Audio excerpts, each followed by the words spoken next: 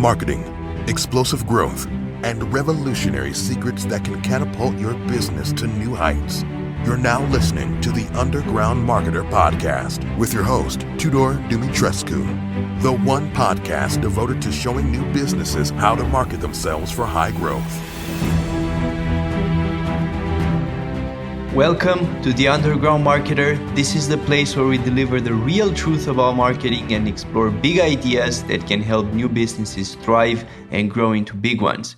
I'm your host, Tudor, and today I want to discuss an important topic with you, and that is how to create an effective tagline for your brand. The tagline is very important because it's going to appear on most of your marketing assets. So on your website, obviously, if you have a product, on your packaging, on signs about your business, on your business card, pretty much on every asset that you're going to put out there, including people who, for example, for whatever reason, put their logos on cars or vans and similar things. Most of them are still going to have the tagline there. So it's super important because you pretty much only get one chance at it, because you invest in a lot of assets once you have it, and once they're created, it's very difficult to replace. So choosing the right tagline for your brand is critical, and there's a process that I like to go through to make sure that I maximize the chances of getting the right tagline. So first of all, what's the goal of the tagline? So the goal of the tagline is to summarize the main thing that your business is about, to summarize the brand essence, if you want to put it in technical terms, of your business. You know, to instantly let people know what their business is about. Like, for example, Nike had the tagline, "Just do it," right? And "Just do it" was something that was very useful in sports, you know, where thinking too much about something actually prevents you from taking action and from achieving what you want to do in terms of physical exertion.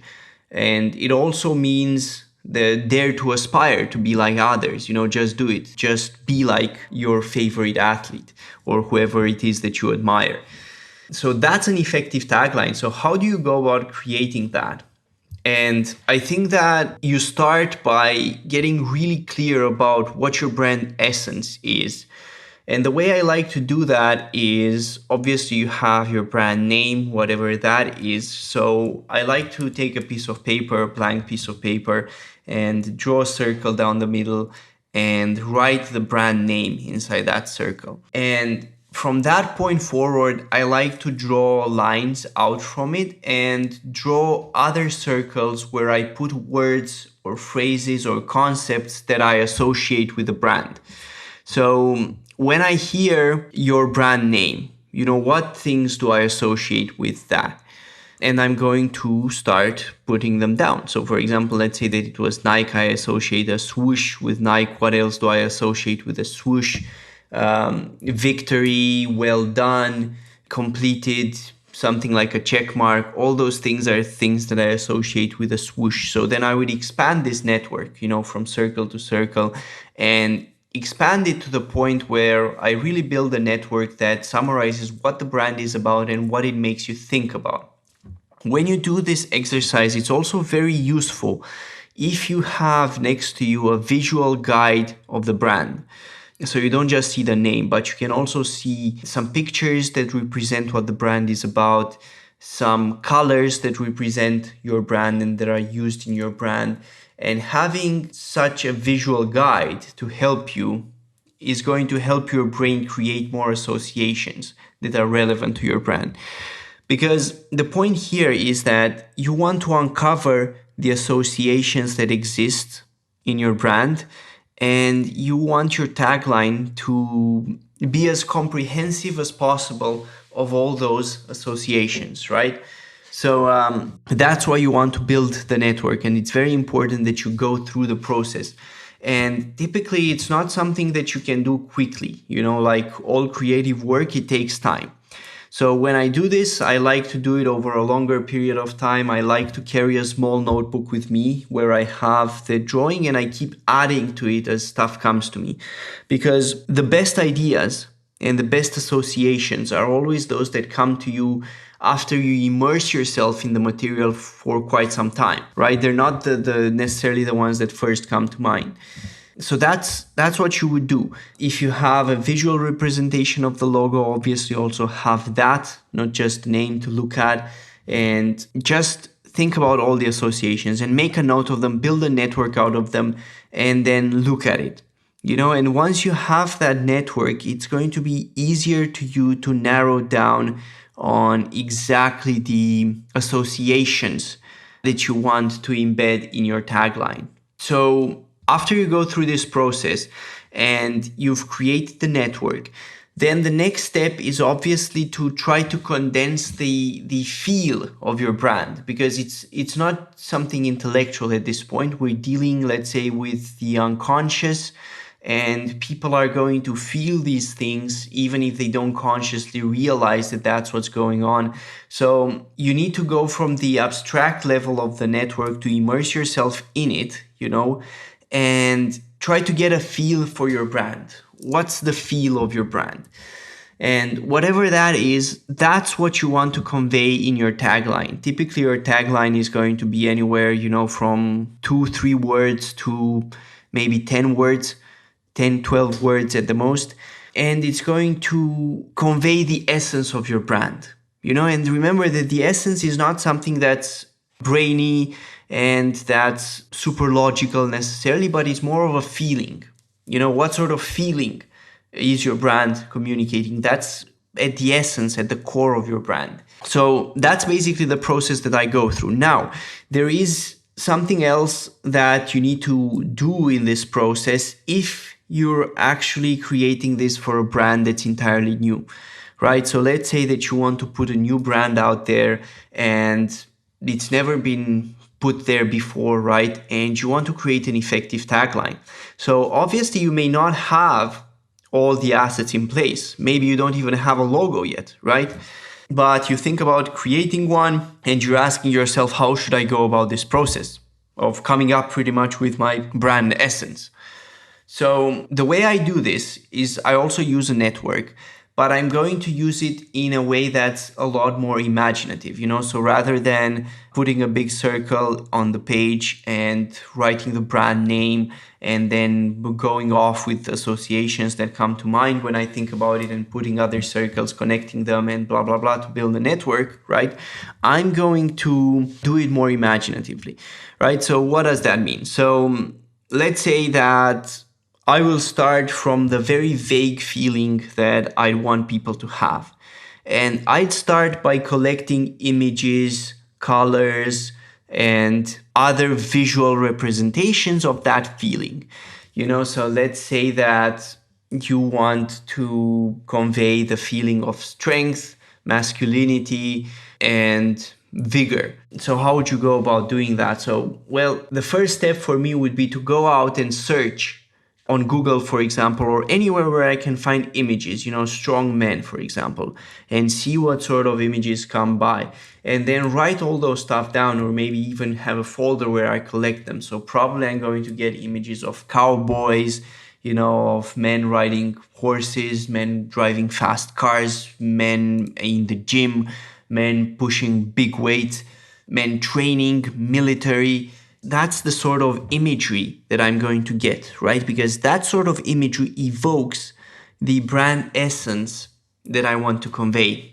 So that's how I will start if I have to start from scratch, right? If I don't have anything yet, I don't have the colors, and then you actually have to look at the images that you gather, and that's how you can help to define everything, the themes that are involved around your brand and how it's best to evoke the essence that you have, right? So you may really like, for example, a picture with a big muscular guy who has a tattoo on his arm, for example, and who's smoking a big cigar, right? And you may go about, let's say that you're trying to build a clothing brand here, and that may be who your ideal audience aspires to be, right? So you're going to look at how they dress, what colors are they usually surrounded by? So black is a big one. So if you go to gyms, for example, where there are weights, most of those weights are black. So black is a big color there. What other colors would be, so maybe you take the picture with the cigar, right? What color is his tattoo? Maybe it's a dark violet or a dark blue color. You can take that color and explore how it would work with your brand. Or you can take the color of a cigar if you want to add, that's a light, but darkish orange kind of color could work well. But anyway, this is the kind of exploratory process that I would go through. And the key here is that you want to find how those feelings are already represented out there, so you're not inventing something. You don't start from, I want to convey the idea of strength, masculinity, toughness, whatever, and then how do I do this, and then start inventing stuff out of nowhere. No, it's about finding how those things are already expressed out there in nature or in your culture. Because there is a certain standard of masculinity in your culture that's recognized. And when you're doing branding, you cannot afford to invent something new. Because if you invent something new, then you have to teach people from scratch, which is very difficult, and most of the time it's not really going to work out. So what you want to do instead is you want to find things that already evoke the ideas that you want to evoke through your brand in people. So things that already evoke the idea of toughness, the idea of masculinity, all these feelings that ultimately represent your brand, because that's what the aim is in the end. You want to create a brand and really a tagline after that, which really represents all of this. So if you're creating from scratch, that's the process that I would approach. After I've gathered a lot of material, what's useful is to put it to sleep for a while. Just sleep it over, don't think about it, block it somewhere and forget about it. Just do something enjoyable, just do something fun for a couple of days and let your mind sleep on it. Because what tends to happen is that you're going to have a flash of insight. Oh, this is what I must do, suddenly. And you may have this flash while you're doing some other activity, while you're in the shower, whatever it is. But it's very important that when you have it, you stop and you go and record it, because usually these kinds of thoughts that are coming from your unconscious are very powerful because it relies on all your intuition, and your intuition is able to put a lot of different pieces of knowledge that you cannot wrap your head around all of them together, right? And it does this very quickly and you don't know how it does it because it's an unconscious process, but it does it. So it's best if you can make use of this process. And that's why I say let it sleep for a while and then go back to it, record it whenever ideas come to you. Just hold a notebook around you and record them. And after that, obviously return to it and make some decisions. Make some decisions about the logo, which is an emblem that could represent what you're standing for. Make some decisions about the color and make some decisions about the values that your brand is going to stand up for. It's also useful at this point to write the mission for your brand, what you're trying to achieve and why. And again, draw that mission out from the materials that you've gathered. Don't try to come up to it and invent it or whatever. Just draw it out of the materials that you've gathered. What do those materials demand?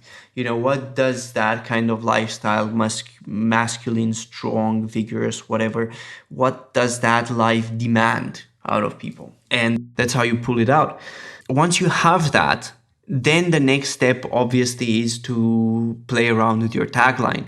And again, I would just brainstorm here, but I would brainstorm about statements that inspire the kind of feeling that is at the core of your brand and that portrays the kind of character that your brand really represents.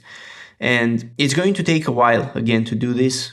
Typically, I go through multiple brainstorming sessions, especially for a new brand, and I let it sleep again after a while, and then I end up picking one of them or maybe two of them. Something else you can do here, if you have any sort of focus groups or if you have any sort of way to interact with potential customers, you may want to show them the logo, the colors, and maybe some representative images and the tagline and see what they think, get their reaction. And I don't like to, because many people, when it comes to coming up with branding and logos and blah, blah, blah, they will tell you to go straight to speak with the people. I don't like to do that, because if you go straight to your customers and speak with them, they don't really know what they want. They don't really have access to the information that their unconscious does. So either they will lie or they will tell you things that they think you want to hear. But whatever the case, they will not really tell you the truth. And it's not because they're mean people or because they want to lie to you. It's just the way the human mind works. And unless they spend a lot of time thinking about this, which is mostly no one that you're just going to interview, it's going to be very difficult for them to get the truth. So that's why I say that use interviewing and use focus groups and all the rest to test your ideas once you have them and see people's reaction to them, but don't go there in the first place to come up with the ideas. Use this method, use the unconscious associations that your mind comes up with, and use this to come up with ideas. It's going to be a lot more effective. When you actually go to test this on people, look at their reactions. Typically you want to see that they have positive reactions, that they have reactions of interest. Those are very important. So if you suddenly see them, they get interested about something, that's important. That can be significant. And enthusiasm. If you can get them to be enthusiastic about something, then you probably know that sort of idea resonates very well with them. So that's pretty much how to approach it.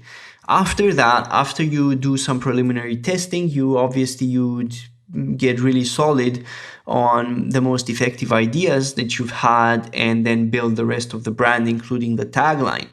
As I said initially, the tagline is going to go on a lot of your assets. So you need to make sure that the message transmitted is good. And if you go through this process, you're actually going to maximize the chances that you're going to create an effective tagline that speaks to people. And a tagline is important not just for your customers, it's important also for your employees and even for potential investors. And here's why. A tagline will communicate, in essence, what your brand is about and what you're trying to achieve, all in one very short statement. So it's very powerful to employees because it brings everybody on the same page. They can read that tagline, they will know this is what we're about, this is what we're trying to achieve. It also helps you attract the right type of employees, right? Because they're going to be people who believe in the business and who believe in what you're about and who enjoy those feelings. So, for example, imagine that you're building your own stores to sell your clothing, right? And what you want to do is, let's say you're still going for the masculine, tough look. Imagine that every guy that you employ, you only employ men who are salesmen, and they have to have a certain physique to work at your store. So then you start implementing the tagline and the brand essence and everything that you've created into all of your assets, your people and so on and so forth. So the tagline, the point is that tagline is also going to help you with your employees, both in attracting them and in instructing them how to drive the brand forward.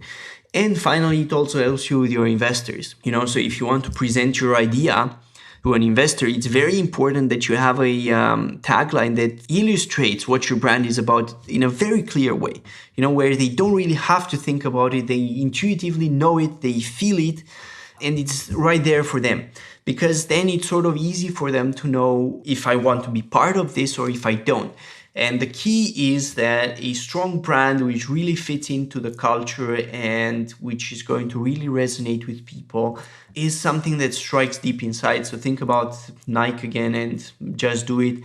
It's something that strikes deep inside because it's about removing limitations, about moving ahead, about being successful, right? That's what ultimately Nike is about. So something like that can be very powerful, and it's powerful for all parties involved.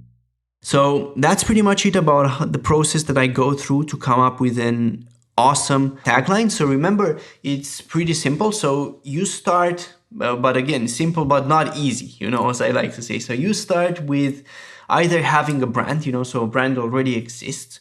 And if that's the case, if it already exists, then it's best that you start building out the associations. Like I said, put the name in the middle, have images that represent the brand. So obviously the logo, images of stores, if any of them exist, other images that are iconic for the brand, and so on. And use those to build your network of associations on paper and expand it and get at the brand essence that you're currently portraying. You may need to mix this process with the other one, right? Where you're building it from scratch if you want to change it, right? Changing a brand. So if you're creating a new tagline, let's say, for an existing brand, that's difficult, right? Because you want to take where the brand is at today and sort of envision a future brand state for it that's still related to it and create the tagline in that sense.